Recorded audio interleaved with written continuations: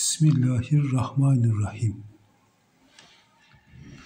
Akciğerlerin bekçi köpeği öksürük. Öksürük akciğerlerin bekçi köpeği.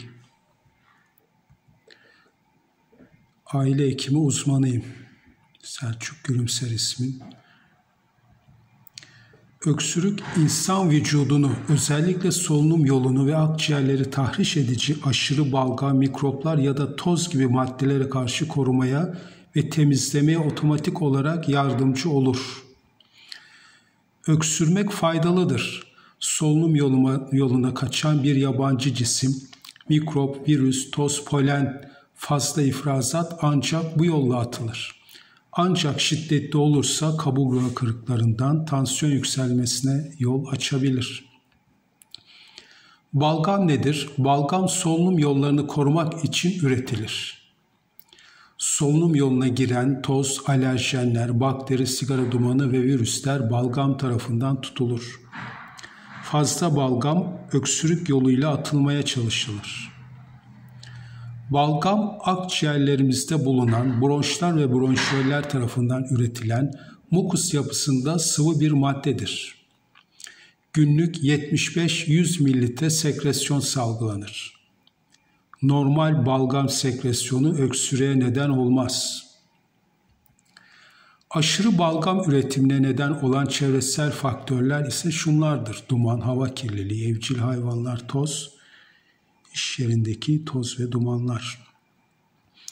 Balgam nasıl atılır? Vücutta normalde üretilen balgamı solunum yolları boğaza doğru süpürür ve fark etmeden yutarız. Savunma sisteminin bir tepkisidir balgam.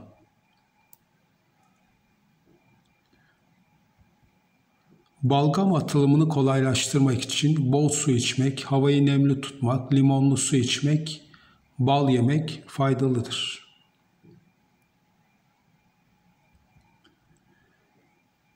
İnternetten araştırdığım İngilizce kaynaklar, öksürük önemli bir reflekstir ve akciğerlerin korunması için önemlidir.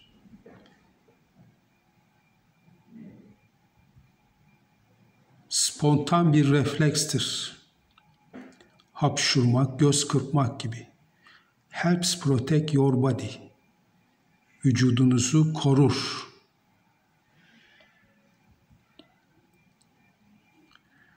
Öksürük şurubu zararlı. Balgamlı enfeksiyona bağlı bir öksürüğe öksürük kesici şurup vermek, balgamın akciğerlerden atılamamasına neden olarak durumun daha kötüye gitmesine neden olur. Durumun daha kötüye gitmesine neden olur.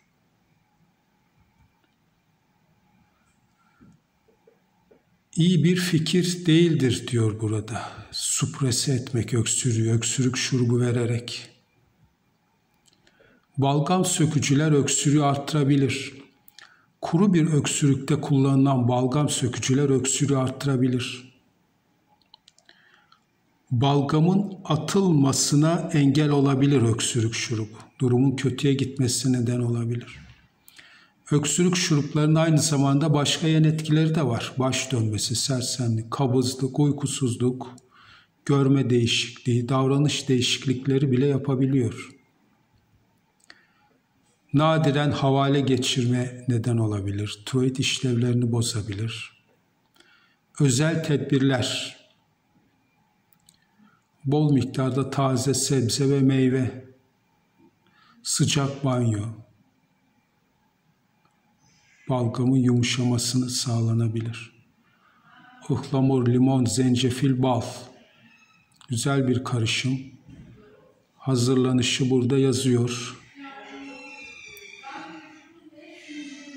İnternetten araştırdığım zaman gördüm, Afrika'da çocuk ölümlerine yol açtığı belirlenen Hindistan üretimi öksürük şurubuna dikkat çeken Dünya Sağlık Örgütü küresel alarm ilan etti. İnternetten öksürük şurubu almayınız.